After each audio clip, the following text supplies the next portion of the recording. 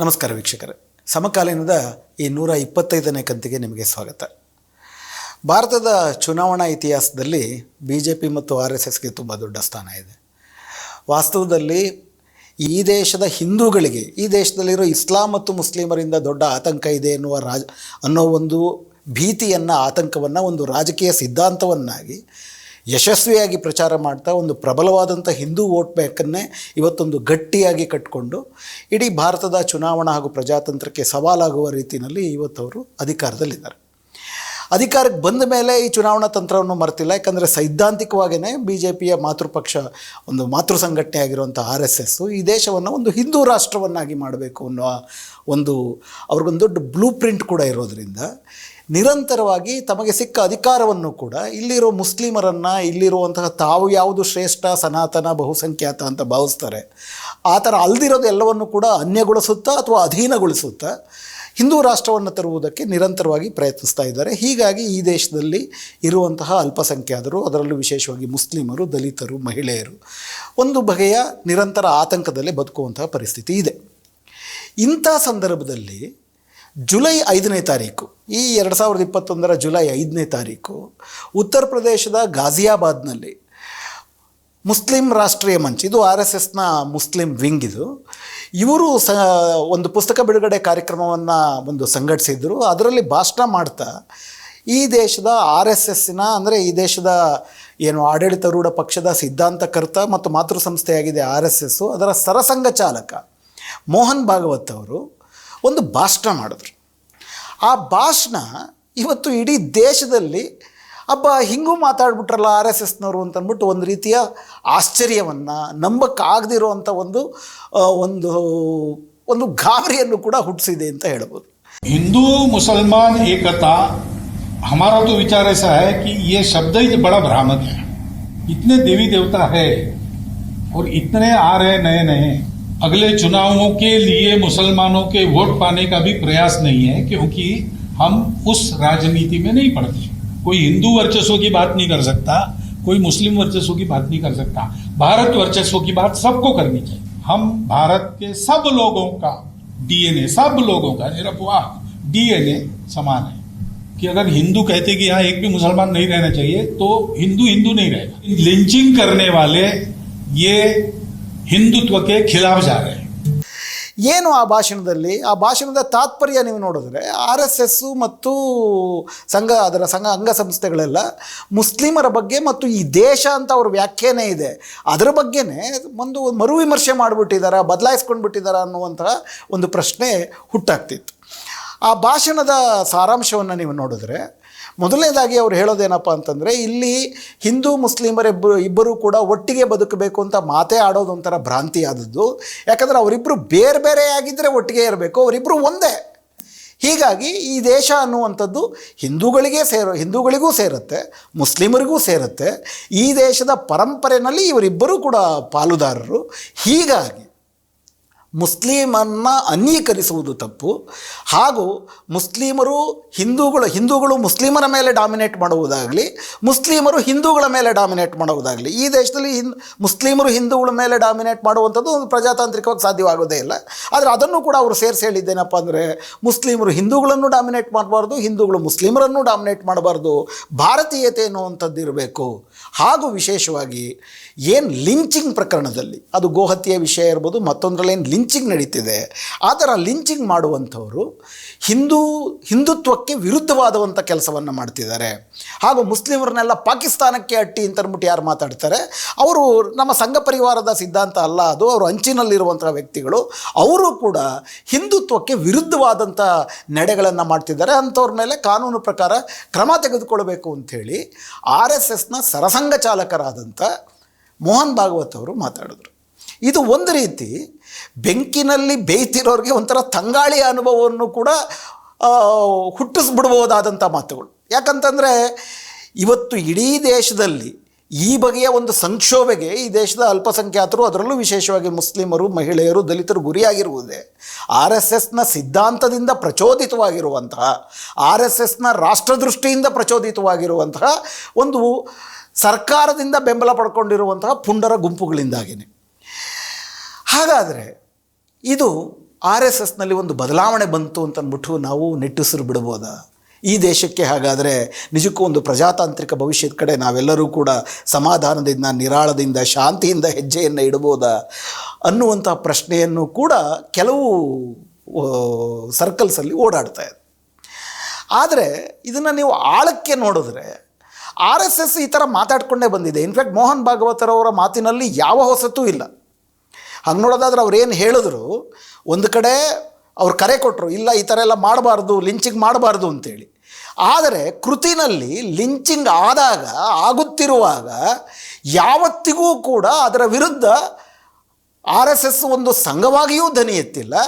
RSSನ ಪ್ರಭಾವದಲ್ಲಿರುವಂಥ ಸರ್ಕಾರದ ಮೇಲೆ ಒಂದು ಒತ್ತಡವನ್ನು ತಂದು ಇದು ಅಭಾರತೀಯವಾದದ್ದು ಅಥವಾ ಹಿಂದುತ್ವಕ್ಕೆ ವಿರುದ್ಧವಾದಂಥ ಅದನ್ನು ತಡೆಗಟ್ಟೂ ಇಲ್ಲ. ಆ ಥರ ಇತಿಹಾಸವೇ ಇಲ್ಲ. ಎಲ್ಲಿಯ ತನಕ ಅಂತಂದರೆ, ಮೊನ್ನೆ ಜುಲೈ 5ನೇ ತಾರೀಕು ಅವರು ಈ ಭಾಷಣವನ್ನು ಮಾಡ್ತಿರ್ಬೇಕಾದ್ರೆ, ಲಿಂಚಿಂಗ್ ಮಾಡಬಾರ್ದು ಅನ್ನೋ ಭಾಷಣವನ್ನು ಮಾಡ್ತಿರ್ಬೇಕಾದ್ರೆ, ಅದೇ ದಿನ ಹರಿಯಾಣದ ಪಟೌಡಿ ಎನ್ನುವಂತಹ ಗ್ರಾಮದಲ್ಲಿ ಸುರೇಂದ್ರ ಪಾಲ್ ಅಮು ಅನ್ನುವಂತಹ BJPನ ವಕ್ತಾರ, ಇನ್ಫ್ಯಾಕ್ಟ್ ಈ ಮನುಷ್ಯನ ಮೇಲೆ ಹಿಂದುತ್ವದ ಸಿದ್ಧಾಂತದ ಮೇಲೆ ಒಂದು ಯುವಕನ ಕಗ್ಗೊಲೆ ಮಾಡಿದಂಥ ಅಪರಾಧ ಇತ್ತು. ಆ ಅಪರಾಧಕ್ಕೆ ಆತನ ಶಿಕ್ಷೆ ಒಳಗಾಗಿಸೋದ್ರ ಬದಲಿಗೆ BJP ಅವನಿಗೆ ಒಂದು ಪ್ರಮೋಷನ್ನ ಕೊಟ್ಟು, RSSನ ಅಂಗಸಂಸ್ಥೆಯಾಗಿರುವ BJP, ಹರಿಯಾಣದಲ್ಲಿ BJP ಸರ್ಕಾರವೇ ಅಸ್ತಿತ್ವದಲ್ಲಿದೆ, ಅವರು ಆತನ್ನು BJPಯ ವಕ್ತಾರರನ್ನಾಗಿ ಮಾಡಿದ್ರು. ಈ ಸುರೇಂದ್ರ ಪಾಲ್ ಅಮು ಅದೇ ಜುಲೈ 5ನೇ ತಾರೀಕು ಭಾಷಣ ಮಾಡ್ತಾ ಮುಸ್ಲಿಮರೆಲ್ಲರೂ ಪಾಕಿಸ್ತಾನಿಗಳು, ಪಟೌಡಿ ಅಂತಂದ್ರೆ ನಿಮಗೆ ಗೊತ್ತಿದೆ, ಪಟೌಡಿ ಮತ್ತು ಶರ್ಮಿಳಾ ಸಿಂಗ್ ಅವರು ಮದುವೆ ಆಗಿದ್ದನ್ನು ಲವ್ ಜಿಹಾದ್ ಮಾಡಿಬಿಟ್ರು ಅವರಿಬ್ಬರು ಕೂಡ. ಹೀಗಾಗಿ ನಮ್ಮ ಸಮುದಾಯವನ್ನು ಲವ್ ಜಿಹಾದಿಂದ ನಾವು ಉಳಿಸ್ಕೊಳ್ಬೇಕು ಅಂತಂದರೆ ನಾವು ಕೊಚ್ಚಿ ಕೊಲ್ಲಬೇಕು ಮುಸ್ಲಿಮರನ್ನು. ಇತಿಹಾಸವನ್ನು ನಾವು ಸೃಷ್ಟಿಸಬೇಕು. ಹೆಂಗಪ್ಪ ಅಂದರೆ, ಮತ್ತೊಂದು ಸತಿ ಹುಮಾಯೂನು, ಮತ್ತೊಂದು ಸತಿ ಒಬ್ಬ ಔರಂಗಜೇಬು ಮತ್ತು ಈಗ ಸೈಫ್ ಅಲಿ ಖಾನ್ ಪಟೌಡಿ, ಮತ್ತು ಅವರಿಗೆ ಒಂದು ಮಗುವಾಗಿದೆ ತೈಮೂರ್ ಅಂತೇಳಿ. ಮತ್ತು ಆ ತೈಮೂರ್ ಥರದ ಇತಿಹಾಸವನ್ನು ಈ ದೇಶದಲ್ಲಿ ನಾವು ಸೃಷ್ಟಿಸಬಾರ್ದು. ಇವರೆಲ್ಲರನ್ನೂ ಕೂಡ ಹುಡುಕಿ ಕೊಲ್ಲಬೇಕು. ಈ ನಮ್ಮ ಹರಿಯಾಣದಲ್ಲಿ ಮತ್ತು ಭಾರತದಲ್ಲಿ ಈ ಪಾಕಿಸ್ತಾನಿಗಳಿಗೆ ಬಾಡಿಗೆ ಮನೆ ಕೂಡ ಕೊಡಬಾರ್ದು ಅಂತ ಪ್ರಚೋದನಕಾರಿ ಭಾಷಣವನ್ನು ಮಾಡಿದ್ರು. ಪಾಕಿಸ್ತಾನಿಗಳು ಅಂದರೆ ಅವ್ರು ಹೇಳ್ತಿರೋದು, ಪಾಕಿಸ್ತಾನದಿಂದ ಬಂದ್ಬಿಟ್ಟು ಯಾರು ಹರಿಯಾಣದಲ್ಲಿ ಬಾಡಿಗೆ ತಗೊಳ್ಳೋದಿಲ್ಲ, ಮುಸ್ಲಿಮರನ್ನು ಪಾಕಿಸ್ತಾನಿಗಳು ಅಂದರೆ ಸಂಪೂರ್ಣವಾಗಿ ಅವ್ರನ್ನ ಅಂಗೀಕರಿಸಿ ಅದೇ ದಿನ ಮತ್ತು ಇಂಥದೇ ಭಾಷಣ ಮಾಡ್ತಿರೋದಕ್ಕೆ ಆತನಿಗೆ RSSೇ ಪ್ರಮೋಷನ್ ಕೊಟ್ಟು ಆತನ BJPಯ ವಕ್ತಾರರನ್ನಾಗಿ ಮಾಡಿದೆ. ಹೀಗಾಗಿ ನಮ್ಮ ಮೋಹನ್ ಭಾಗವತ್ ಅವರು ಇಲ್ಲ ಎಲ್ಲ ಸರಿ ಹೋಗುತ್ತೆ, ನಾವೆಲ್ಲ ಒಂದು ಅಂತ ಹೇಳಿದ್ರೆ ನಂಬೋದಕ್ಕೆ ಕಷ್ಟ ಆಗುತ್ತೆ. ಯಾಕಂದರೆ ಆ ಭಾಷಣದಲ್ಲಿ ಇನ್ನೊಂದು ಕಡೆ ಅವ್ರು ಹೇಳ್ತಾರೆ, हम लोग अलग नहीं है क्योंकि हमारे देश में ये परंपरा नहीं है कि आपकी पूजा अलग है इसलिए आप अलग हैं. आपने कहा ना, आप निराकार की श्रद्धा रखते हैं, हम निराकार के साथ आकार की भी श्रद्धा रखते हैं. ನೋಡಿ, ನಾವು ನಮ್ಮ ಧರ್ಮವನ್ನು ಪಾಲಿಸ್ತೀವಿ. ಭಾರತದಲ್ಲಿ ಎಲ್ಲರಿಗೂ ಕೂಡ ಅವರ ಧಾರ್ಮಿಕ ಸ್ವಾತಂತ್ರ್ಯ ಇದೆ. ನೀವು ನಿರಾಕಾರವಾದದ್ದನ್ನು ನೀವು ನಂಬ್ತೀರಿ, ನಾವು ನಿರಾಕಾರವಾದದ್ದನ್ನು ಆಕಾರವಾದದ್ದನ್ನು ಎರಡನ್ನೂ ನಾವು ಆರಾಧಿಸ್ತೀವಿ. ಶ್ರದ್ಧೆಗಳು ಬೇರೆ ಬೇರೆ ಎಂದ ಮಾತ್ರಕ್ಕೆ ನೀವು ಅನ್ಯರು ಅಲ್ಲ.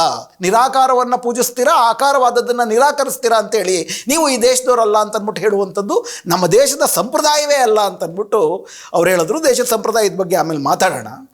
ಆದರೆ ವಿಷಯ ಏನಪ್ಪ ಅಂತಂದರೆ, ಈ ದೇಶದ ಪರಂಪರೆಯನ್ನು ನೀವು ನೋಡಿದ್ರೆ, ಪರಂಪರೆಯನ್ನು ಬಿಟ್ಟು ಹಾಕೋಣ. ಈ ರೀತಿ ನಿರಾಕಾರವಾದದ್ದಲ್ಲದನ್ನು ಆಕಾರ ರೂಪಿಯನ್ನು ಬಲವಂತವಾಗಿ ನಂಬಬೇಕು ಅಂತ ಒಬ್ಬರ ಮೇಲೆ ಹೇರುವಂಥದ್ದು ಕೂಡ ಧಾರ್ಮಿಕ ಹೇರಿಕೆ ಅನ್ನುವಂಥದ್ದು RSSನ ತಿಳುವಳಿಕೆ ಆಗಿದ್ದ ಪಕ್ಷದಲ್ಲಿ 2020 ಫೆಬ್ರವರಿನಲ್ಲಿ ದೆಹಲಿಯಲ್ಲಿ ಏಕಪಕ್ಷೀಯವಾಗಿ CAA-NPR NRC ವಿರುದ್ಧ ಆ ಒಂದು ಹೋರಾಟವನ್ನು ಮುರಿಬೇಕು ಅಂತೇಳಿ ಏಕಪಕ್ಷೀಯವಾಗಿ BJPಯ ಸಕಲ ಮುಖಂಡರು, RSSನ ಅಂಗಸಂಸ್ಥೆಗಳು ಹಾಗೂ ಸರ್ಕಾರದಲ್ಲಿ ಇದ್ದವರು ಕೂಡ ಏನು ಏಕಪಕ್ಷೀಯವಾಗಿ ಮುಸ್ಲಿಮರ ಮೇಲೆ ದಾಳಿ ಮಾಡಿದರು. 52 ಜನ ಸತ್ತರು. ಅದರಲ್ಲಿ ಇತ್ತೀಚೆಗೆ ಬಂದಿರುವಂಥ ಅಧಿಕೃತ ಪೊಲೀಸ್ ವರದಿಯ ಪ್ರಕಾರ 9 ಮುಸ್ಲಿಮರನ್ನು ಜೈ ಶ್ರೀರಾಮ್ ಅಂತೇಳಿ ಕೂಗಿಸಿ ಕೊಲ್ಲಲಾಗಿದೆ. ಇದು ಇತಿಹಾಸ, ಇದು ವರ್ತಮಾನ, ಇದು ನಮ್ಮ ಕಣ್ಣೆದುರಿಗೆ ನಡೀತಿರೋದು. ಆ ಕಾರಣಕ್ಕಾಗಿ ಈಗೆಲ್ಲ ಆಗೋಯ್ತು ಅಂತ ಹೇಳಿದ್ರೆ ಎಲ್ಲ ಸರಿ ಹೋಗುತ್ತೆ, ಎಲ್ಲರೂ ಕೂಡ ಅಂಟಬಂದರು ಅಂತ ಹೇಳಿದ್ರೆ ವಿಶ್ವಾಸ ಬರೋದಿಲ್ಲ. RSS ಆಗಲಿ ಭಾಗವತ್ ಅವರಾಗಲಿ ಆಗ ಒಂದು ತುಟಿ ಬಿಚ್ಚಲಿಲ್ಲ, ಒಂದು ಮಾತಾಡಲಿಲ್ಲ. ಇತ್ತೀಚಿನ ದಿನಗಳಲ್ಲೇ ನೀವು ನೋಡಿದ್ರೆ CAA-NPR NRC ಬಂತು. ಈಗ ಹೇಳ್ತಿರೋದೇನು, ಈ ದೇಶದಲ್ಲಿ ಹಿಂದೂ ಮುಸ್ಲಿಂ ಒಗ್ಗಟ್ಟು ಅನ್ನುವುದೇ ತಪ್ಪು, ಇಬ್ಬರು ಒಂದೇ ಅಂತನ್ಬಿಟ್ಟು ಹೇಳ್ತಾ ಇದ್ದಾರೆ. ಆದರೆ ಅಖಂಡ ಭಾರತ ಅಂತನ್ಬಿಟ್ಟು ನಾವೇನು ಪರಿಕಲ್ಪಿಸ್ಕೊಳ್ಳೋದಾದರೆ ಇಲ್ಲಿ ಭಾರತೀಯ ಹಿಂದೂಗಳು ಇದ್ದರು, ಭಾರತೀಯ ಮುಸ್ಲಿಮರು ಇದ್ದರು, ಭಾರತೀಯ ಸಿಖ್ಖರು, ಭಾರತೀಯ ಕ್ರಿಶ್ಚಿಯನ್ರು ಎಲ್ಲರೂ ಕೂಡ ಇದ್ದರು. ಭಾರತ ಪಾಕಿಸ್ತಾನ ವಿಭಜನೆ ಆಯಿತು, ಭಾರತ ಸೆಕ್ಯುಲರ್ ಆಗಿ ಉಳ್ಕೋತು. ಭಾರತ ಧರ್ಮದ ಆಧಾರದಲ್ಲಿ ವಿಭಜನೆಯನ್ನು ಅನಿವಾರ್ಯವಾಗಿ ಈ ದೇಶದ ಮೇಲೆ ಹೇರಲಾಯಿತು. ಅದನ್ನು ಪ್ರಾರಂಭದಲ್ಲಿ ಹಿಂದೂಗಳ ಬಹುಸಂಖ್ಯಾತ ಹಿಂದೂಗಳು ತಮ್ಮ ಮೇಲೆ ಒಂದು ರೀತಿಯಾದಂಥ ಸರ್ವಾಧಿಕಾರವನ್ನು ಹೇರ್ಬೋದು ಅನ್ನುವಂಥ ಭಯವನ್ನು ಆಗ ಆ ಥರದ ಭಯಕ್ಕೆ ಒಂದು ಕಾರಣವೂ ಇತ್ತು. ಆದ್ದರಿಂದ ಅದನ್ನು ಬಳಸಿಕೊಂಡು ಮುಸ್ಲಿಂ ಲೀಗು ಪಾಕಿಸ್ತಾನವನ್ನು ಮಾಡ್ತು. ಅದಕ್ಕೂ ಮುಂಚೆ ಈ ದೇಶ ಪಾರ್ಟಿಷನ್ ಆಗಬೇಕು ಅಂತ ಮುಂದಿಟ್ಟಿದ್ದು ಆಗಿದ್ದಂಥ ಬಿರ್ಲಾ ಇತ್ಯಾದಿಗಳು. ಯಾಕಂತಂದರೆ ಅವ್ರಿಗೆ ಸ್ವಾಯತ್ತತೆಯನ್ನು ಹೊಂದಿರುವಂತಹ ಒಂದೇ ದೇಶ, ಎರಡು ಸ್ವಾಯತ್ತ ಒಕ್ಕೂಟಗಳಿರುವಂತಹ ಒಂದು ರಾಷ್ಟ್ರವಾಗಿ ಈ ದೇಶವನ್ನು ಕಲ್ಪಿಸ್ಕೊಳ್ಳೋದಕ್ಕೆ ಹಂಗೆ ಬೇಡ, ಬೇಕಾದರೆ ಅವ್ರ ದೇಶಕ್ಕೆ ಬಿಟ್ಟು ಹೋಗ್ಲಿ ಅಂತ 38ರಲ್ಲೇ ಪ್ರಸ್ತಾಪ ಮಾಡಿದ್ರು. 38ರಿಂದನೂ ಕೂಡ ಮುಸ್ಲಿಂ ಲೀಗ್ ಅದನ್ನು ಚಳವಳಿ ಮಾಡ್ತು. ಸೊ ಹೀಗಾಗಿ ಮುಸ್ಲಿಂ ಲೀಗ್ ಒಂದು ಇಸ್ಲಾಂ ಆಧಾರಿತವಾದಂಥ ದೇಶವಾಯಿತು, ಅಂದರೆ ಪಾಕಿಸ್ತಾನ ಆಯಿತು. ಆದರೆ ಭಾರತ ಹಿಂದೂಗಳದ್ದು ಇಲ್ಲಿ ಉಳ್ಕೊಂಡಂಥ, ಇಲ್ಲಿ ಇರಬೇಕು ಅಂತ ಬಯಸಿದಂಥ, ಇಲ್ಲಿ 1947ಕ್ಕೆ ಮುಂಚೆ ಹುಟ್ಟಿ ಬೆಳೆದಂಥ, 47ರ ನಂತರ ಹುಟ್ಟಿ ಬೆಳೆದಂಥ ಯಾವುದೇ ಧರ್ಮ ಭಾಷೆಯವರಾದರೂ ಕೂಡ ಇಲ್ಲಿ ಹುಟ್ಟಿದವರೆಲ್ಲ ಭಾರತೀಯರು. ಅದಕ್ಕೆ ಧರ್ಮ ಒಂದು ಷರತ್ತೇ ಆಗಿರಲಿಲ್ಲ. ಆ ಥರ ನಮ್ಮ ದೇಶ ರೂಪುಗೊಳ್ತು. ಆದರೆ CAA ಅಂತ ಮಾಡಾದ ಮೇಲೆ ಕೇವಲ ಪಾಕಿಸ್ತಾನ, ಬಾಂಗ್ಲಾದೇಶ ಮತ್ತು ಅಫ್ಘಾನಿಸ್ತಾನದಲ್ಲಿ ಧಾರ್ಮಿಕ ಕಿರುಕುಳಕ್ಕೆ ಅಥವಾ ಧಾರ್ಮಿಕ ದಮನಕ್ಕೆ ಒಳಗಾದಂಥ ಸಿಖ್ಖರು, ಕ್ರಿಶ್ಚಿಯನ್ನರು, ಪ್ರಧಾನವಾಗಿ ಹಿಂದೂಗಳು, ಜೈನರು, ಬೌದ್ಧರು ಇವರುಗಳು ಮಾತ್ರ ನಮ್ಮ ದೇಶಕ್ಕೆ ಬರಬಹುದು, ಮುಸ್ಲಿಮರು ಬರೋಂಗಿಲ್ಲ ಅಂತ ಒಂದು ಕಾಯ್ದೆನೇ ಮಾಡಲಾಯಿತು. ಆದರೆ ವಿಷಯ ಏನು, ಭಾರತೀಯ ಮೂಲದ ಮುಸ್ಲಿಮರು ಪಾಕಿಸ್ತಾನದಲ್ಲೂ ಕೂಡ ಬೇರೆ ಬೇರೆ ವರ್ಗದ ಮುಸ್ಲಿಮರು ಅವರೆಲ್ಲರೂ ಕೂಡ ಒಂದು ಕಾಲದಲ್ಲಿ ಭಾರತಕ್ಕೆ ಸೇರಿರೋರು ಅಂತಾದರೆ ಮುಸ್ಲಿಮರ ಒಂದು ವರ್ಗ ಪಾಕಿಸ್ತಾನದಲ್ಲೂ ದಮನಕ್ಕೆ ಗುರಿಯಾಗ್ತಿದೆ, ಅಫ್ಘಾನಿಸ್ತಾನದಲ್ಲೂ ದಮನಕ್ಕೆ ಗುರಿಯಾಗ್ತಿದೆ, ಬಾಂಗ್ಲಾದೇಶದಲ್ಲೂ ದಮನಕ್ಕೆ ಗುರಿಯಾಗ್ತಿದೆ. ಅವರು ಹೊಟ್ಟೆಪಾಡಿಗೋ ಅಥವಾ ದಮನಕ್ಕೆ ಗುರಿಯಾಗಿಯೋ ಭಾರತಕ್ಕೆ ಬಂದಾಗ ಭಾರತದಲ್ಲಿ ಭಾರತೀಯ ಮುಸ್ಲಿಮರಾದರೂ ಕೂಡ ನೀವು ಮುಸ್ಲಿಂ ಧರ್ಮ ಇಸ್ಲಾಮಿಗೆ ಸೇರಿದವರಾದ್ದರಿಂದ ನಿಮಗೆ ಭಾರತದಲ್ಲಿ ನಿರಾಶ್ರಿತರಾಗಿರುವುದಕ್ಕೂ ಅವಕಾಶ ಇಲ್ಲ ಅಂತ ನಿರಾಕರಿಸುವಂತಹ ಒಂದು ಕಾಯ್ದೆಯನ್ನು BJP ಸರ್ಕಾರ ಜಾರಿಗೆ ತಂತು. RSS ಅದಕ್ಕೆ ಸಂಪೂರ್ಣವಾಗಿ ಬೆಂಬಲವಾಗಿ ನಿಲ್ತು. ಈ ರೀತಿ ಹಿಂದೂ ಮುಸ್ಲಿಂ ಇಬ್ಬರು ಒಂದೇ ಆದರೂ ಕೂಡ ಭಾರತೀಯ ಮೂಲದ ಮುಸ್ಲಿಮರಿಗೆ ಧಾರ್ಮಿಕ ಕಾರಣಕ್ಕಾಗಿಯೇ ಭಾರತದಲ್ಲಿ ನಾನು ಬಂದು ಆಶ್ರಯ ಪಡಿತೀನಿ, ಧಾರ್ಮಿಕ ದಮನಕ್ಕೊಳಗಾಗಿದ್ದೀನಿ ಅಂತಂದರೆ ಆಶ್ರಯ ಇಲ್ಲ ಅನ್ನುವಂಥ ಒಂದು ಸಂದರ್ಭ ಉಂಟಾಯಿತು. ಎಲ್ಲಿಯ ತನಕ ಅಂದರೆ ಇದು 2019ರಲ್ಲಿ ಶುರುವಾದದ್ದು. 2014ರಲ್ಲೇ BJPಯ ಮ್ಯಾನಿಫೆಸ್ಟೋ ಅದರ ತುಂಬ ಸ್ಪಷ್ಟವಾಗಿ ಹೇಳಿದ್ದೇನಪ್ಪ ಅಂದರೆ India is the natural home for Hindus, persecuted Hindus. ಅಂದರೆ ಭಾರತವೆನ್ನುವುದು ಹಿಂದೂಗಳ ಸಹಜ ಮಾತೃಭೂಮಿ. ನೀವು ಹೇಳ್ತೀರಿ ಹಿಂದೂಗಳು ಮುಸ್ಲಿಮರು ಇಬ್ಬರಿಗೂ ಸೇರಿದ್ದು ಅಂತ ಅಂದ್ಬಿಟ್ಟು ನೀವು ಭಾಷಣ ಮಾಡ್ತೀರಿ.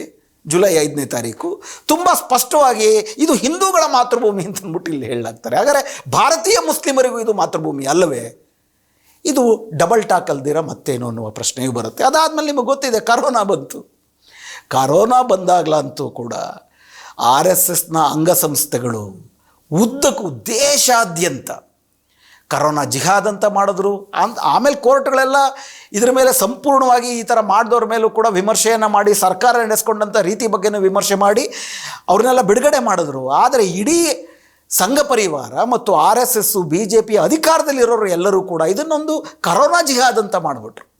ಆಗಲೂ ಕೂಡ RSSನ ಸರಸಂಘ ಚಾಲಕರಾದಂಥ ಮೋಹನ್ ಭಾಗವತ್ ಅವರು ಬಾಯಿ ಬೆಚ್ಚಲಿಲ್ಲ.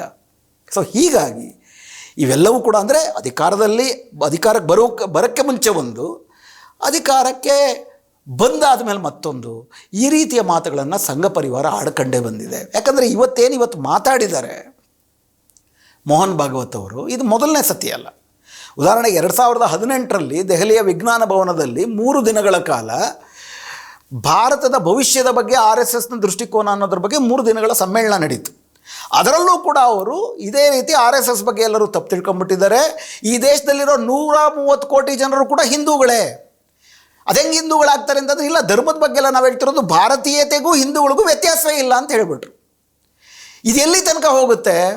ಇವೆರಡೂ ಕೂಡ ಒಂದೇ ಅಂತ ಆಗಿಬಿಟ್ರೆ ಭಾರತೀಯತೆ ಅಂದ್ರೇ ಹಿಂದುತ್ವ ಅಂತ ಆಗ್ಬಿಟ್ರೆ, ಹಿಂದುತ್ವದ ಲಾಂಛನಗಳೆಲ್ಲವನ್ನೂ ಕೂಡ ಭಾರತೀಯ ಲಾಂಛನ ಅಂದ್ಕೊಂಡ್ಬಿಟ್ರೆ, ಇವತ್ತು ಸಂಘ ಪರಿವಾರದ ಅಂಗಸಂಸ್ಥೆಗಳು ಬೀದಿಗಳಲ್ಲಿ ಹೇಳ್ತಿರೋದೇನಪ್ಪ ಅಂತಂದರೆ, ಈಗ ನಮ್ಮ ದೇವರುಗಳನ್ನ ನಾವು ಪೂಜೆ ಮಾಡ್ಕೊಳ್ತೀವಿ. ಅಲ್ಲಾಹೋ ಅಕ್ಬರ್ ಅಂದರೂ ತಪ್ಪಿಲ್ಲ, ಜೈ ಶ್ರೀರಾಮ್ ಅಂದರೂ ತಪ್ಪಿಲ್ಲ, ಯೇಸುವಿಗೆ ಹಿರಿಮೆ ಅಂತ ಅಂದ್ಬಿಟ್ಟು ಹೇಳಿದ್ರು ಕೂಡ ತಪ್ಪಿಲ್ಲ. ನಮ್ಮ ಧರ್ಮ ನಮಗೆ ಶ್ರೇಷ್ಠ, ನನ್ನ ಧರ್ಮ ಶ್ರೇಷ್ಠ ಅಪ್ಪ ಅಂತ ಅಂದ್ಬಿಟ್ಟು ನಾನು ನಂಬ್ಕೊಂಡು ಪೂಜೆ ಮಾಡಿದ್ರೂ ತಪ್ಪಿಲ್ಲ. ಆದರೆ RSS ಹೇಳ್ತಿರುವ ಸ್ಲೋಗನ್ ಏನು? ಇಸ್ ದೇಶ ಮೇ ರೆಹನಾ ಆಯಿತು ಜೈ ಶ್ರೀರಾಮ್ ಕೆಹನಾ ಹೋಗ. ಅಂದರೆ ಈ ದೇಶದಲ್ಲಿ ಇರಬೇಕು ಅಂತಂದರೆ ಜೈ ಶ್ರೀರಾಮ್ ಅಂತ ಹೇಳಬೇಕು. ಅಂದರೆ ಇದರಲ್ಲಿ ಹಿಂದೂ ಮುಸ್ಲಿಮರು ಇಬ್ಬರಿಗೂ ಕೂಡ ಈ ದೇಶ ಸೇರಿದ್ದು ಅಂತ ಅಂದ್ಬಿಟ್ಟು ಎಲ್ಲ ಆಯ್ತು. ಹಾಗಾದರೆ ನಿರಾಕಾರಿಯಾದ ದೇವರು ಇರ್ಬೋದು, ಆಕಾರಿ ರೂಪಿ ದೇವರಾಗಿರ್ಬೋದು, ನಿಮ್ಮ ಧರ್ಮ ಪಾಲಿಸ್ಕೋಬೋದು, ಆದರೆ ಭಾರತದಲ್ಲಿ ನಾವಿಬ್ಬರು ಒಂದು ಅಂತಂದ್ಬಿಟ್ಟು ಭಾಗವತರವರು ಒಂದು ಕಡೆ ಹೇಳ್ತಿದ್ದಾರೆ, ಅವ್ರದ್ದೇ ಭಾಷಣ ಇದು. ಮತ್ತೊಂದು ಕಡೆ ಈ ದೇಶದಲ್ಲಿ ಇರಬೇಕು ಅಂತಂದರೆ ಶ್ರೀರಾಮನಿಗೆ ಜೈ ಅಂತ ಹೇಳಲೇಬೇಕು, ಮತ್ತು ಶ್ರೀರಾಮನಿಗೆ ಜೈ ಅಂತ ಹೇಳಲಿಲ್ಲ ಅಂದ್ರೆ ಕೊಂದಾಗ್ತೀವಿ ಅಂತ ದೆಹಲಿನಲ್ಲಿ ಕೊಂದಾಕಲಾಗಿದೆ. ಇದು ಈ ಮಾತಿನಲ್ಲಿರುವಂತಹ ದ್ವಂದ್ವ. ಅಷ್ಟು ಮಾತ್ರ ಅಲ್ಲದಿರೋ ಅವರು ತಮ್ಮ ಭಾಷಣದಲ್ಲಿ ಮುಂದುವರೆದು ಹೇಳ್ತಾರೆ, क्योंकि हिंदू की हमारी व्याख्या तिलक लगाने वाला, स्नान करने वाला, ये पूजा करने वाला ऐसी नहीं है.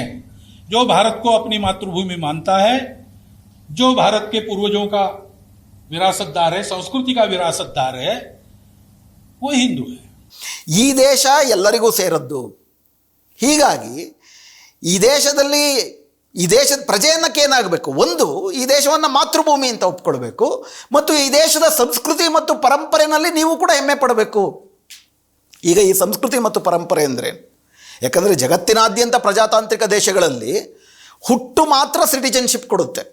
ಹುಟ್ಟು ಮಾತ್ರ, ನಾನಲ್ಲಿ ಹುಟ್ಟಿದ್ರೆ ನಾನಲ್ಲಿ ನಾಗರಿಕ. ಇಲ್ಲಿ ಹುಟ್ಟೋದು ಮಾತ್ರ ಅಲ್ಲ, ಈ ದೇಶದಲ್ಲಿ ಯಾವುದು ಸಂಪ್ರದಾಯ ಮತ್ತು ಯಾವುದನ್ನು ಸಂಸ್ಕಾರ ಅಂತ ಅಂದ್ಬಿಟ್ಟು RSS ಹೇಳುತ್ತೆ, ಅದನ್ನು ಒಪ್ಪಿಕೊಂಡ್ರೆ ಮಾತ್ರ ಈ ದೇಶದ ನಾಗರಿಕರಾಗೋದು ಅಂತಂದರೆ ಯಾವುದದು ಸಂಪ್ರದಾಯ ಮತ್ತು ಸಂಸ್ಕಾರ? ಈಗ ಉದಾಹರಣೆಗೆ ನಮ್ಮ ದೇಶದಲ್ಲಿ ಹಲವಾರು ಧರ್ಮಗಳಿದ್ದಂಗೆ ನಮ್ಮ ಇತಿಹಾಸವನ್ನು ಉದ್ದಕ್ಕೂ ಕೂಡ ನೀವು ನೋಡೋದಾದರೆ, ಇಲ್ಲಿ ವೈದಿಕ ಧರ್ಮಕ್ಕೂ ಬೌದ್ಧ ಧರ್ಮಕ್ಕೂ ಕೂಡ ನಮ್ಮ ಪರಂಪರೆಯಲ್ಲಿ ದೊಡ್ಡ ಸಂಘರ್ಷಗಳು ನಡೆದಿದ್ದಾವೆ. ಬೌದ್ಧ ದೊಡ್ಡ ಅಹಿಂಸಾವಾದಿಯಾಗಿ ಈ ದೇಶದಲ್ಲಿ ಮನುಷ್ಯರಾಗಬೇಕು ಅಂತಂದರೆ, ದೇಶದಲ್ಲ ಇಡೀ ಲೋಕದಲ್ಲಿ ಮನುಷ್ಯರಾಗಿ ಬದುಕಬೇಕು ಅಂತಂದರೆ ಬರೀ ಜ್ಞಾನ ಇದ್ದರೂ ಸಾಲದು, ಬರೀ ಸತ್ಯದ ಅನ್ವೇಷಣೆ ಸಾಲದು. ಅದು ವೈದಿಕ ಧರ್ಮ ಹೇಳುತ್ತೆ, ಜ್ಞಾನ ಮತ್ತು ಸತ್ಯ ಸಾಕು ಅಂತ. ಬುದ್ಧ ಜ್ಞಾನಕ್ಕೆ ಕರುಣೆ ಇರಬೇಕು, ಕರುಣೆಗೊಂದು ಶೀಲ ಇರಬೇಕು, ಶೀಲಕ್ಕೊಂದು ಮೈತ್ರಿ ಇರಬೇಕು. ಆ ಮೈತ್ರಿ ಅಂದರೆ ಮಹಾಮೈತ್ರಿ, ಜಗತ್ತಿನ ಚರಾಚರ ವಸ್ತುಗಳೆಲ್ಲವಲ್ಲೂ ಕೂಡ ದೇವರನ್ನು ಕಾಣುವಂಥದ್ದು, ಎಲ್ಲದರ ಜೊತೆ ಮಿತ್ರಭಾವದಿಂದ ಬದುಕುವಂಥದ್ದು. ಒಂದು ಪ್ರಜ್ಞೆಗೆ ಕರುಣೆ ಮತ್ತು ಶೀಲ ಇಲ್ಲ ಅಂತಂದರೆ ಆ ಜ್ಞಾನದಿಂದ ಏನು ಪ್ರಯೋಜನ ಇಲ್ಲ ಅಂತ ಹೇಳಿದಂಥ ಬುದ್ಧನೂ ಇದ್ದಾನೆ ಒಂದು ಕಡೆ. ಬುದ್ಧ ಆ ರೀತಿ ಹೇಳಿ ಜಾತಿಯನ್ನು, ಮೇಲು ಕೀಳನ್ನು, ಶ್ರೇಣೀಕರಣವನ್ನು, ವರ್ಣವನ್ನು ಸಂಪೂರ್ಣವಾಗಿ ನಿರಾಕರಿಸಿದ್ದಕ್ಕೆ ಅದವರ ತನಕ ವರ್ಣಾಶ್ರಮದಲ್ಲಿ ಮೇಲ್ಮಟ್ಟದಲ್ಲಿದ್ದಂಥ ಬ್ರಾಹ್ಮಣ ವರ್ಗದವರಿಗೆ ಇದೊಂದು ದೊಡ್ಡ ಶತ್ರುವಾಗಿ ಕಂಡು ಬುದ್ಧ ಧರ್ಮೀಯರನ್ನು ಕೊಚ್ಚಿ ಕೊಂದದ್ದಲ್ಲದೆ ಈ ದೇಶದಿಂದ ಓಡಿಸಿದ್ರು. ಎಲ್ಲಿಯ ತನಕ ಅಂತಂದರೆ, ಸಾವರ್ಕರ್ ಅವರ ಬರಹಗಳಲ್ಲಿ ತುಂಬ ಸ್ಪಷ್ಟವಾಗಿ ಹೇಳೋದೇನಂದರೆ ಬುದ್ಧ ಒಬ್ಬ ದೇಶದ್ರೋಹಿ ಅಂತ ಹೇಳ್ತಾರೆ. ಇವತ್ತು ಬೌದ್ಧ ಧರ್ಮೀಯರು ಈ ದೇಶದಲ್ಲಿ ಸಾವಿರಾರು ಜನ ಇದ್ದಾರೆ. ಅನಿವಾರ್ಯವಾಗಿ ಇವತ್ತು RSS ಕೂಡ ಬುದ್ಧನನ್ನು ಈ ದೇಶದ ಸನಾತನ ಪರಂಪರೆಯಲ್ಲಿ ಒಂದು ಅಂತ ಸೇರಿಸ್ಕೊಂಡ್ಬಿಟ್ಟಿದೆ. ಆದರೆ ಪರಂಪರೆಯಲ್ಲಿ ಇದು ನಡೆದಿದೆ. ಆದಿಶಂಕರಾಚಾರ್ಯ ಮುಂದೆ ನಿಂತು ಬುದ್ಧ ಸಿದ್ಧಾಂತವನ್ನು, ಬೌದ್ಧ ಧರ್ಮೀಯರನ್ನು ಸಂಪೂರ್ಣವಾಗಿ ನಾಶ ಮಾಡಿದ ನಂತರವೇ ಬ್ರಾಹ್ಮಣ ಧರ್ಮದ ಉಚ್ಛ್ರಾಯ ಆಯಿತು. ಬ್ರಾಹ್ಮಣ ಧರ್ಮ ಅಂತಲೇ ಹೇಳ್ತಾರೆ. ಬ್ರಾಹ್ಮಣ ಧರ್ಮ ಅಂದರೆ ಬ್ರಾಹ್ಮಣದ ಸಿದ್ಧಾಂತ, ಮನುವಾದ ಇವೆಲ್ಲವೂ ಉಚ್ಛ್ರಾಯಗೊಂಡದ್ದು ಆ ಕಾಲದಲ್ಲಿ. ಈಗ ಈ ಪರಂಪರೆಯನ್ನು ಏನಂತ ನಾವು ಒಪ್ಕೋಬೇಕು? ಸಾಮಾನ್ಯ ಜನ ಹೆಂಗೆ ಒಪ್ಕೊಳ್ಳೋಕ್ಕೆ ಸಾಧ್ಯ? ಇದರಿಂದ ನೊಂದವರು ಬೆಂದವರು. ರಾಮನನ್ನು ದೇವರು ಅಂತ ಅಂದ್ಬಿಟ್ಟು ಶಂಭೂಕ ಹೆಂಗೆ ಒಪ್ಕೊಳ್ಳೋಕ್ಕೆ ಸಾಧ್ಯ? ಶಂಭೂಕನ ದೃಷ್ಟಿಯಿಂದ ನೀವು ನೋಡೋದಾದರೆ, ತಪಸ್ಸು ಮಾಡ್ತಿದ್ದವನ್ನ ಕತ್ತರಿಸೋದಾದರೆ, ಪ್ರೀತಿಯಿಂದ ಬಂದಂಥ ಶೂರ್ಪನಖಿಯ ಮೂಗನ್ನು ಕತ್ತರಿಸೋದಾದರೆ, ಅವರಿಬ್ಬರಿಗೆ ರಾಮ ಹೆಂಗೆ ದೇವರಾಗ್ತಾನೆ? ಎರಡು ಬೇರೆ ಬೇರೆ ಭಿನ್ನಾಭಿಪ್ರಾಯ ಇರೋಕ್ಕೆ ಸಾಧ್ಯ? ಈ ದೇಶದಲ್ಲಿ 300 ರಾಮಾಯಣಗಳಿದ್ವು ಅಂತ ಹೇಳ್ತಾರೆ. ಸೊ ಹೀಗಾಗಿ ನಮ್ಮ ಪರಂಪರೆ ಅಂತಂದರೆ ಅವಧೂತ ಪರಂಪರೆಗಳು, ಅವೈದಿಕ ಪರಂಪರೆಗಳು, ಶಮಣ ಪರಂಪರೆಗಳು 10 ಇಡೀ ದೇಶಾದ್ಯಂತ ಇದ್ದಾವೆ. ಯಾವುದನ್ನು ಇವತ್ತು RSS ಸನಾತನ ಧರ್ಮ ನಮ್ಮ ಪರಂಪರೆ ಅಂತ ಹೇಳ್ತೇವೆ, ಅದಕ್ಕೆ ತದ್ವಿರುದ್ಧವಾದಂಥ ಮೌಲ್ಯಗಳು ಇಟ್ಕೊಂಡಂಥ ಸಾವಿರಾರು ಪರಂಪರೆಗಳು ದೇಶದ ಉದ್ದಕ್ಕೂ ಇದ್ದಾವೆ. ಇಸ್ಲಾಂ ಈ ದೇಶಕ್ಕೆ ಬಂದ ನಂತರ ಸೂಫಿ ಧರ್ಮದ ಪ್ರೀತಿಯ ರೂಪದಲ್ಲಿ ಮೊದಲು ಕತ್ತಿ ತೊಗೊಂಡ್ಬಂದಿದ್ದಲ್ಲ, ಅದು ದೇಶಾದ್ಯಂತ ಇಲ್ಲಿರುವಂಥ ಅವಧೂತ ಪರಂಪರೆಯೊಳಗೆ ಬೆರೆತುಬಿಟ್ಟು ಹೊಸ ಬಗೆಯಾದಂಥ ಭಾಷೆ. ಉರ್ದುವಾಗಿ ನೋಡಿದ್ರೆ ಮುಸ್ಲಿಮರ ಭಾಷೆ ಅಲ್ವೇ ಅಲ್ಲ, ದಖನಿ ಉರ್ದು ಇರ್ಬೋದು ಅಥವಾ ಲಖನವಿ ಉರ್ದು ಇರ್ಬೋದು. ಇಲ್ಲಿ ದೇಶದ ಜನರ ಜೊತೆ ಬೆರೆತು, ಈಗ ನಮ್ಮ ಆಹಾರ ಇರ್ಬೋದು, ನಮ್ಮ ಉಡುಗೆ ತೊಡುಗೆ, ನಮ್ಮ ಭಾಷೆ ಎಲ್ಲದರಲ್ಲೂ ಕೂಡ ಯಾವುದು ಎಲ್ಲಿಂದ ಬಂದಿತ್ತು ಅಂತ ಹೆಂಗೆ ಬಿಚ್ಚಿಡ್ತೀರಿ? ಹಾಗೆ ಬೆಸೆದೋಗಿರೋವಂಥ ಸಂಕರಗೊಂಡಿದೆ. ಸಂಕರಗೊಂಡು ನಾವು ಶ್ರೀಮಂತಗೊಂಡಿದ್ದೇವೆ.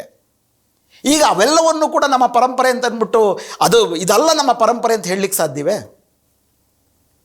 ವಚನಕಾರರಲ್ಲೂ ಕೂಡ ಎಲ್ ಬಸವರಾಜು ಅಂತೇಳಿ ನಮ್ಮ ಕರ್ನಾಟಕ ಕಂಡಂಥ ವಚನ ಚಳುವಳಿಯ ಬಗ್ಗೆ ಅತ್ಯಂತ ದೊಡ್ಡ ಸ್ಕಾಲರ್, ಅವರು ಕೂಡ ಹೇಳ್ತಾರೆ ವಚನ ಚಳುವಳಿಗಳ ಪಿತಾಮಹ, ಎಲ್ಲರ ಗುರು ಅಲ್ಲಮಪ್ರಭು. ಅಲ್ಲಮಪ್ರಭುವಿನ ಅಲ್ಲಮ ಅನ್ನೋ ಹೆಸರು ಅಲ್ಲಾಯಿಂದ ಬಂದಿರ್ಬೋದು ಅಂತ ಹೇಳ್ತಾರೆ. ಸಂಶೋಧನೆ ಮಾಡ್ಬೋದು, ಅದು ಬೇರೆ ಪ್ರಶ್ನೆ. ಆದರೆ ಈ ರೀತಿ ಇಸ್ಲಾಂ ಅನ್ನುವಂಥದ್ದು ನಮ್ಮ ದೇಶದ ಪರಂಪರೆಯಲ್ಲಿ ಹಾಸು ಹೊಕ್ಕೋಗಿದೆ. ನಮ್ಮ ಭಾಷೆಯಲ್ಲಿ, ನಮ್ಮ ಬದುಕಿನಲ್ಲಿ, ನಮ್ಮ ಉಡುಗೆ ತೊಡುಗೆಗಳಲ್ಲಿ ಹೀಗೆ ನಡೆಯುತ್ತೆ ಇತಿಹಾಸ. ಆ ರೀತಿ ನೋಡೋದಾದರೆ ವೈದಿಕರು ಜಯಗಳಿಸಿ ಬ್ರಾಹ್ಮಣ ಮತ್ತು ಸಂಸ್ಕೃತ ಇವೆರಡೂ ಕೂಡ ಯಜಮಾನ್ಯ ಸಾಧಿಸುವುದಕ್ಕೆ ಮುಂಚೆ ಅದು ಬೌದ್ಧರನ್ನು ನಾಶ ಮಾಡ್ತು, ಪ್ರಾಕೃತವನ್ನು ನಾಶ ಮಾಡ್ತು. ಈಗ ನೀವು ಇತಿಹಾಸವನ್ನು ಕೆದಕ್ತಾ ಹೋದರೆ ಮೊದಲು ಸಿಗುವಂಥ ಅಸ್ಥಿಪಂಜರ, ಅದರ ಅಸ್ಥಿಪಂಜರವನ್ನು ಇನ್ನೂ ಬಗಿತಾ ಹೋದರೆ ನಿಮಗೆ ಬೌದ್ಧ ಅಸ್ಥಿಪಂಜರ ಸಿಗುತ್ತೆ, ಜೈನ ಅಸ್ಥಿಪಂಜರ ಸಿಗುತ್ತೆ, ಇಸ್ಲಾಮಿನ ಅಸ್ಥಿಪಂಜರ ಸಿಗುತ್ತೆ, ವೈದಿಕರ ಅಸ್ಥಿಪಂಜರ ಸಿಗುತ್ತೆ. ಎಷ್ಟಗಿತಾ ಹೋದು, ಎಷ್ಟು ಆಳಕ್ಕಾಗಿಯೋದು.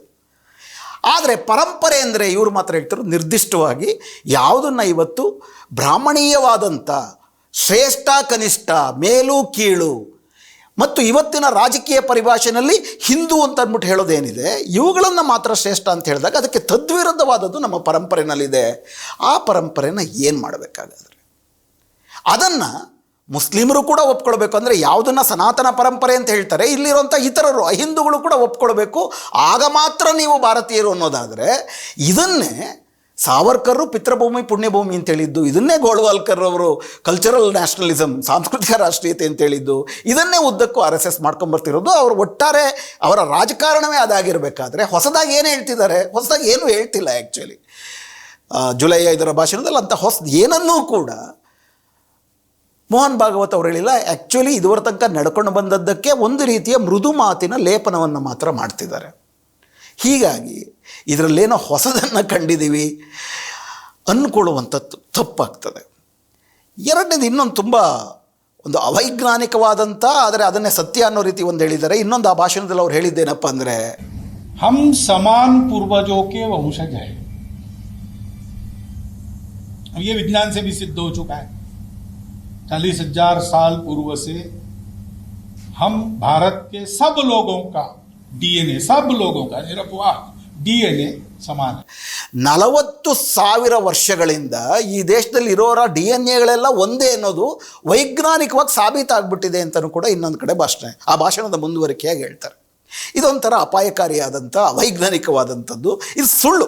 40,000 ವರ್ಷಗಳಿಂದ ಈ ದೇಶದಲ್ಲಿ ಇರೋರ ಎಲ್ಲರ DNA ಒಂದೇ ಆಗಿದೆ ಅಂತ ಅಂದ್ಬಿಟ್ಟು ಯಾವ ವೈಜ್ಞಾನಿಕ ಸತ್ಯಗಳು ಕೂಡ ಇಲ್ಲವೇ ಇಲ್ಲ. ಹಂಗೆ ನೋಡೋದಾದರೆ ಇತ್ತೀಚೆಗೆ ಹರಿಯಾಣದ ರಾಖಿ ಗಡಿನಲ್ಲಿ ಅವೆಲ್ಲ, ಯಾಕಂದರೆ ಹರಪ್ಪ ಸಂಸ್ಕೃತಿ ಇದ್ದಂಥ ಕಾಲ ಅದು. ಹರಪ್ಪನ ಇವರು ಸರಸ್ವತಿ ನಾಗರಿಕತೆ ಅಂತ ಹೇಳ್ತಾರೆ. ಮತ್ತು ಈ ದೇಶದಲ್ಲಿ ಆರ್ಯರು ಹೊರಗಡೆ ದೇಶಗಳಿಂದ ಬಂದವರೇ ಅಲ್ಲ, ಈ ದೇಶದ ಮೂಲ ನಿವಾಸಿಗಳು ಆರ್ಯರು ಅನ್ನೋದು RSSನ ಸಿದ್ಧಾಂತ, ಅಥವಾ ಅವರ ಪಕ್ಷ ವಹಿಸುವ ಪಂಡಿತರ ಸಿದ್ಧಾಂತ. ಇಲ್ಲ ಆರ್ಯರು ವಲಸೆ ಬಂದಿದ್ದವರು, ಇಲ್ಲಿಯವರು ಇಲ್ಲಿದ್ದ ಮೂಲ ನಿವಾಸಿಗಳಿಗೂ ಅವ್ರಿಗೂ ಘರ್ಷಣೆ ಆಯಿತು. ಘರ್ಷಣೆ ಆದಮೇಲೆ ಇಲ್ಲಿದ್ದಂಥ ಮೇಲ್ವರ್ಗದವರು ಮತ್ತು ಆರ್ಯರ ಮೇಲ್ವರ್ಗದವರು ಎರಡೂ ಕೂಡ ಸೇರಿಬಿಟ್ಟು ಒಂದು ಹೊಸ ಬಗೆಯ ಮಿಲನ ಪ್ರಾರಂಭ ಆಯಿತು. ಮತ್ತು ವರ್ಣಾಶ್ರಮಗಳು ಜಾತಿ ಆದವು ಅಂತ ಅಂಬೇಡ್ಕರ್ ಅವರು ತುಂಬ ಸ್ಪಷ್ಟವಾಗಿ ಹೇಳ್ತಾರೆ ಅವರ ಒಟ್ಟಾರೆ ಇತಿಹಾಸವನ್ನು ಹೇಳಬೇಕಾದ್ರೆ.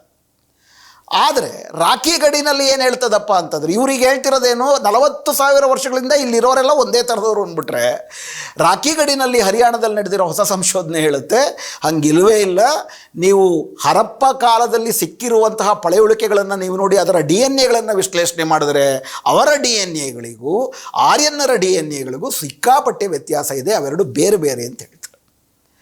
ಅಷ್ಟು ಮಾತ್ರ ಅಲ್ಲ, ಇತ್ತೀಚೆಗೆ national institute of biomedical genomics ಅಂತೇಳಿ, ಅದು ಕೂಡ ಭಾರತ ಸರ್ಕಾರದ ಸಂಸ್ಥೆ, 2016ರಲ್ಲಿ ಅವರು ಕೊಟ್ಟ ವರದಿಯ ಪ್ರಕಾರ ಈ ದೇಶದ ಜನರಲ್ಲಿ 4 ಬಗೆಯ ಸ್ಟಾಕ್ಗಳಿದ್ದಾವೆ, DNA ಸ್ಟಾಕ್ಗಳಿದ್ದಾವೆ. ಅದು ಇಂಡಿಯನ್ ನಾರ್ತು, ಇಂಡಿಯನ್ ಸೌತ್ ಅಲ್ದಿರೋ ಜೊತೆಗೆ ಒಂದು ಟಿಬೆಟೋ ಬರ್ಮಿಯನಿಯನ್ ಒಂದು, ಈ ಥರ 4 ಸ್ಟಾಕ್ಗಳಿದ್ದಾವೆ. ಅಷ್ಟು ಮಾತ್ರ ಅಲ್ಲ, ಇವುಗಳ ನಡುವೆ ಕೊಡೋ ತಗೊಳ್ಳೋದೆಲ್ಲ ಇತ್ತು. ಸುಮಾರು 467 ಜೀನ್ಸ್ಗಳನ್ನ ಅವರು ಅಧ್ಯಯನ ಮಾಡಿ ಹೇಳ್ತಾರೆ ಸುಮಾರು 1500 ವರ್ಷಗಳ ಕೆಳಗಡೆ ಈ ಜೀನ್ಸ್ಗಳ ನಡುವೆ 5 ಬೇರೆ ಬೇರೆ ಬಗೆಯ ಡಿ ಎನ್ ಎಗಳು ಕಾಣ್ತವೆ. 4 ಜೀನ್ಸ್ಗಳ ನಡುವೆ ಒಂದಷ್ಟು ಹೊಂದಾಣಿಕೆ ಕಾಣುತ್ತೆ. ಅದಾದ ನಂತರ ಅದು ಕೂಡ ನಿಂತೋಗುತ್ತೆ. ಆದರೆ ಒಂದು ಜೀನು ಬೇರೆ ಯಾವುದ್ರ ಜೀನುಗಳ ಜೊತೆನೂ ಬೆರೆತೂ ಇಲ್ಲ.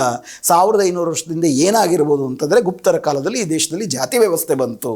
ಜಾತಿ ವ್ಯವಸ್ಥೆ ಬಂದು ತಮ್ಮ ತಮ್ಮ ಜಾತಿಗಳಲ್ಲೇ ಮದುವೆ ಮಾಡ್ಕೊಳ್ಳೋಕ್ಕೆ ಶುರುವಾದಾಗ, ಅದೊಂದು ಎಂಡೋಗಮಿ ಒಂದು ಸಾಮಾಜಿಕ ಸಿದ್ಧಾಂತವಾಗಿ ಆಚರಣೆಯಾಗಿ ಬಂದಾಗ ಜಾತಿ ಪದ್ಧತಿನೂ ಆಯಿತು, ಶ್ರೇಣೀಕರಣ ಆಯಿತು, ಶೋಷಣೆ ಆಯಿತು. ಜನರು ಬೆಸುಗೆಯಾಗೋದು ನಿಂತೋಯ್ತು, ಒಬ್ಬರಲ್ಲಿ ಒಬ್ಬರು ಬೆರೆಯೋದು ನಿಂತೋಯ್ತು. ಸೊ ಹೀಗಾಗಿ ಮುಂದಾದರೂ ನಮ್ಮ ಡಿ ಎನ್ ಎ ಒಂದಾಗಬೇಕು ಅಂತಂದರೆ ಅಂತರ್ಧರ್ಮೀಯ ಮದುವೆ, ಈ ದೇಶದಲ್ಲಿರುವಂತಹ ಅಂತರ್ಧರ್ಮೀಯರ ಮದುವೆ, ಅಂತರ್ಜಾತೀಯ ಮದುವೆ, ನಾವೆಲ್ಲರೂ ಒಂದೇ ಅಂತೇಳಿ ಸಾಮಾಜಿಕವಾದಂಥ ಈ ಆಸ್ಮಾಸಿಸ್ ಅಂತಾರೆ, ಬೆಸಿಕೊಳ್ಳುವಂಥದ್ದು, ರಾಸಾಯನಿಕವಾಗಿ ನಾವು ಬೆಸುಗೆಗೊಳ್ಳುವಂಥದ್ದು ನಡೆದ್ರೆ ಮಾತ್ರ ನಮ್ಮ ಡಿ ಎನ್ ಎಗಳು ಒಂದಾಗ್ತವೆ. ಆದರೆ ಈ ಸಿದ್ಧಾಂತಗಳು, ವಿಶೇಷವಾಗಿ RSS ಹೇಳುವ ಸಿದ್ಧಾಂತಗಳು ಈ ರೀತಿ ಡಿ ಎನ್ ಎಗಳು ಬೆರೆಯುವುದಕ್ಕೆ ವಿರುದ್ಧವಾಗಿದ್ದಾವೆ. ಆದರೂ ಕೂಡ 40,000 ವರ್ಷದಿಂದ ನಾವೆಲ್ಲರೂ ಒಂದೇ ಅಂತ ಹೇಳೋದ್ರಿಂದಿರೋವಂಥ ಒಂದು ರಾಜಕೀಯ ಏನಪ್ಪ ಅಂತಂದರೆ, ನಾವೇ ಈ ದೇಶದ ಮೂಲ ನಿವಾಸಿಗಳು. ಯಾಕಂದರೆ ಆ ಥರ ನೋಡೋದಾದರೆ ಈ ದೇಶ ಯಾರಿಗೂ ಸೇರಿದ್ದಲ್ಲ. ಕೆಲವರು 40,000 ವರ್ಷದಿಂದ ಬಂದಿದ್ದಾರೆ, ಕೆಲವರು 60,000 ವರ್ಷದಿಂದ ಬಂದಿದ್ದಾರೆ, ಕೆಲವರು 10,000 ವರ್ಷದಿಂದ ಬಂದಿದ್ದಾರೆ, ಕೆಲವರು 3,000 ವರ್ಷದಿಂದ ಬಂದಿದ್ದಾರೆ, ಕೆಲವರು 2,500 ವರ್ಷದಿಂದ ಬಂದಿದ್ದಾರೆ, ಬ್ರಿಟಿಷರು 250 ವರ್ಷದಿಂದ ಬಂದಿದ್ದರು. ಈ ದೇಶ ವಲಸಿಗರ ದೇಶ, ನಮ್ಮ ದೇಶ ಅಂತ ಮಾತ್ರ ಅಲ್ಲ. ಹಂಗೆ ನೋಡೋದಾದರೆ ವೈಜ್ಞಾನಿಕವಾಗಿರೋ ಪುರಾವೆ ಏನಪ್ಪ ಅಂದರೆ, ಆಫ್ರಿಕಾದ ದೇಶದಲ್ಲಿ ಗೊರಿಲ್ಲಾಗಳು ಮನುಷ್ಯ ರೂಪವನ್ನು ಪಡ್ಕೊಂಡು ಅಲ್ಲಿಂದ ಲಕ್ಷ ವರ್ಷಗಳ ಹಿಂದೆಗಡೆ ನಡೀತು ವಲಸೆ.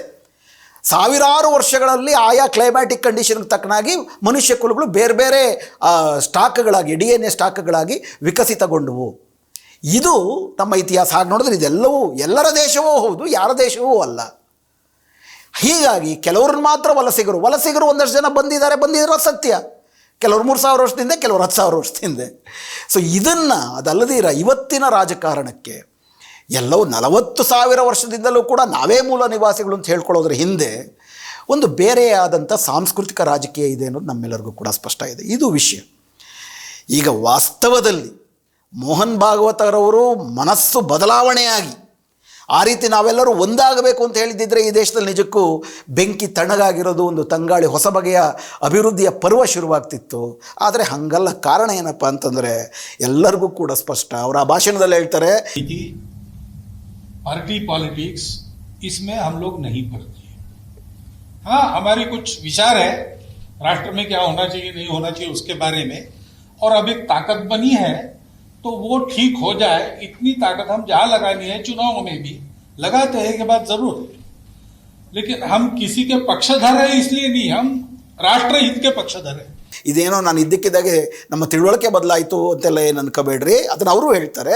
ಏನೋ ಚುನಾವಣೆ ಬಂದಿದೆ ಅಂತ ಹೇಳ್ಬಿಟ್ಟು ನಾನೇನೋ ಬೇರೆ ಮಾತಾಡ್ತಿದ್ದೀನಿ ಅಂತ ಅನ್ಕೋಬೇಡ್ರಿ. ನಮಗೂ ಚುನಾವಣೆಗೂ ಸಂಬಂಧವೇ ಇಲ್ಲ, ನಾವು ಯಾವ ಪಕ್ಷದ ಪರವೂ ಅಲ್ಲ ಅಂತ ಹೇಳ್ತಾರೆ. ವಾಸ್ತವ ಏನಪ್ಪ ಅಂದರೆ, ಇತ್ತೀಚೆಗೆ ನಡೆದಂಥ ಕಳೆದ 5 ಚುನಾವಣೆಗಳಲ್ಲಿ BJPಗೆ ನಿರೀಕ್ಷೆಯಷ್ಟು ಬಹುಮತಗಳು ಬೆಂಗಾಲ್ನಲ್ಲೂ ಬರಲಿಲ್ಲ, ಅಸ್ಸಾಂನಲ್ಲೂ ಬರಲಿಲ್ಲ. ಅಸ್ಸಾಂನಲ್ಲಿ ಅಧಿಕಾರ ಬಂದರೂ ಕೂಡ ಅವರು ನಿರೀಕ್ಷಿಸಿದಷ್ಟು ಬಹುಮತ ಬರಲಿಲ್ಲ.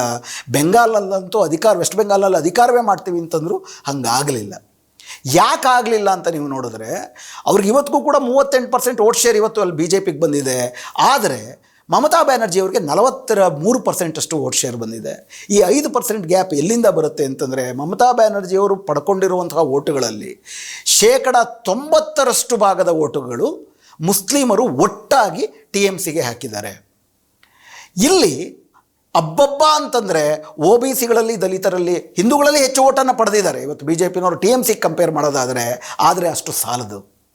ಇವತ್ತು UPನಲ್ಲಿ ಚುನಾವಣೆ ಇದೆ, ಇನ್ನು 9 ತಿಂಗಳಲ್ಲಿ ಚುನಾವಣೆ ಇದೆ. ತುಂಬ ದೊಡ್ಡ ಮಟ್ಟದಲ್ಲಿ ಮುಸ್ಲಿಮರ ಓಟುದಾರರು ಇದ್ದಾರಲ್ಲಿ. ಎಲ್ಲಿಯ ತನಕ ಮುಸ್ಲಿಂ ಓಟುಗಳು ಒಡೆಯೋದಿಲ್ವೋ ಅಥವಾ ಇಡಿಯಾಗಿ ಯಾವುದಾದ್ರೂ ಪಕ್ಷಕ್ಕೆ ಹೋಗದೇ ಇರೋ ರೀತಿ ತಡಿಲಿಲ್ವೋ ಅಂತಂದರೆ, ಈಗಾಗಲೇ ಕೋವಿಡ್ನ ನಿರ್ವಹಣೆಯಲ್ಲಿ ಬಂದಿರುವಂತಹ ಒಂದು ಕಳಂಕ, ಯೋಗಿ ಆದಿತ್ಯನಾಥರವರು ನಿರಂತರವಾಗಿ ಮುಸ್ಲಿಮರನ್ನ ಮತ್ತು ಅಲ್ಲಿರುವಂಥ ದಲಿತರನ್ನ, ಮಹಿಳೆಯರನ್ನ, ಹಾಗೂ ಹಂಗೆ ನೋಡಿದ್ರೆ ಒಂದು ಬ್ರಾಹ್ಮಣರ ಒಂದು ವರ್ಗವನ್ನು ಎದುರಾಕಿಕೊಂಡು ಉತ್ತರ ಪ್ರದೇಶದ ಚುನಾವಣೆ ಒಂದು ರೀತಿಯ ಕಷ್ಟದ ಸಂದರ್ಭವನ್ನು ಎದುರಿಸ್ತಾ ಇದ್ದಾರೆ. ಹೀಗಾಗಿಯೇ ಮೇ 23ನೇ ತಾರೀಕೆ ಮೋದಿಯವರು, RSSನ ದತ್ತಾತ್ರೇಯ ಹೊಸಬಾಳೆಯವರು ಹಾಗೂ BJP ಅಧ್ಯಕ್ಷ JP ನಡ್ಡಾ ಅವರು 2 ದಿನಗಳ ಸಭೆ ಮಾಡ್ತಾರೆ. ಅದಾದ ನಂತರದಲ್ಲೇ ಎಲ್ಲರಿಗೂ ಕೂಡ ನಾವು ಉಚಿತವಾಗಿ ವ್ಯಾಕ್ಸಿನ್ ಕೊಡ್ತೀವಿ ಅಂತ ಘೋಷಣೆಯನ್ನು ಮೋದಿಯವರು ಮಾಡುವಂಥದ್ದು. ಹೀಗಾಗಿ RSS ನಾವು ಯಾವುದೇ ಪಕ್ಷದ ಪರವಲ್ಲ ಅಥವಾ ನಮಗೂ ಚುನಾವಣೆಗೂ ಸಂಬಂಧ ಇಲ್ಲ ಅಂತಂದರೆ ಅದನ್ನು ಪ್ರಾಯಶಃ ಅವರು ಕೂಡ ನಂಬಿಬಿಟ್ಟು ಮಾತಾಡ್ತಿಲ್ಲ, ನಾವು ನಂಬುವ ಅಗತ್ಯ ಇಲ್ಲ. ಉತ್ತರ ಪ್ರದೇಶದ ಚುನಾವಣೆ ಹಾಗೂ ಆನಂತರ ಬರುವ ಗುಜರಾತ್ ಚುನಾವಣೆ ಇವೆಲ್ಲದರಲ್ಲೂ ಕೂಡ ಇನ್ನೊಂದಷ್ಟು ವೋಟ್ ಸಂಖ್ಯೆ ಜಾಸ್ತಿ ಆಗಬೇಕು ಅಥವಾ ವಿರೋಧ ಪಕ್ಷಕ್ಕೆ ಹೋಗುವ ವೋಟುಗಳು ನಿಲ್ಲಬೇಕು. ಇಲ್ಲ ಅಂತಂದರೆ ಚುನಾವಣೆಯ ಗೆಲುವು ತುಂಬ ಕಷ್ಟ ಇದೆ.